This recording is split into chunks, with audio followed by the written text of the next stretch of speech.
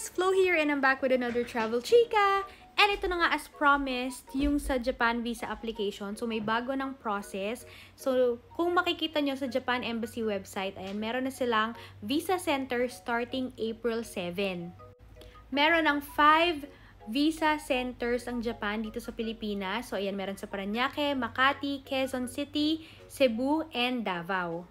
So, starting April 7, dito na kayo dadaan sa vfsglobal.com para magpa-book ng appointment. So, for now, wala mo ng mga agency kasi lahat streamline na siya. Dito na lahat dadaan sa VFS Global.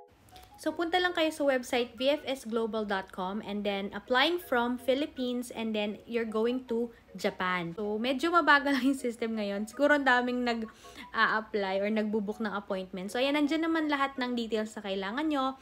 Apply for a visa, ayan, may step-by-step guide naman. So, first, identify muna kung anong visa yung a-applyan nyo. So, for ayan, please select visa lang kayo. For temporary visitor, yan yung sa single entry, ayan, tourism. Pag pinindot nyo dyan, guys, andyan na lahat ng mga kailangan nyo, yung mga docs na kailangan, as in lahat, kompleto na. So, parang one-stop shop na rin tong VFS.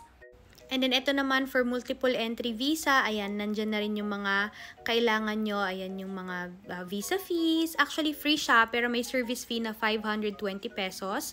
And then, andyan na lahat ng mga kailangan nyo i-check. Ayan, processing time, mga ganyan. So, mga forms, pwede na rin kayo mag-download dito.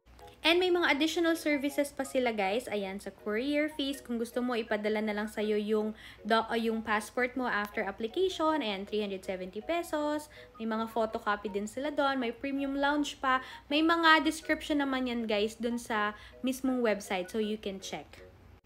Then, yes, starting today, March 19, pwede na kayong mag-book ng appointment. So, kung pupunta kayo ng Japan, and within 3 months of your travel, ayan, mag-book na kayo kasi baka maubusan kayo ng slot kasi syempre baka limited yung slot na yan.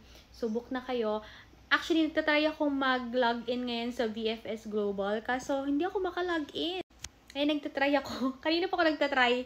Laging nag-e-error. So after 2 hours, try ko daw ulit. Ayan. Service fee, guys, is 520 pesos and you can pay through cash, credit card, or debit cards. Wala namang nagbago sa mga documents or requirements na kailangan i-submit. So, yung processing lang talaga, guys. Hindi na dadaan sa mga agency for now. So, ayan. Mag-book na kayo ng appointment if you have an upcoming Japan trip. And ito yung mga visa centers nila. Thank you for watching, guys. If you have more questions, I'll try to answer it. Thank you for watching. Bye!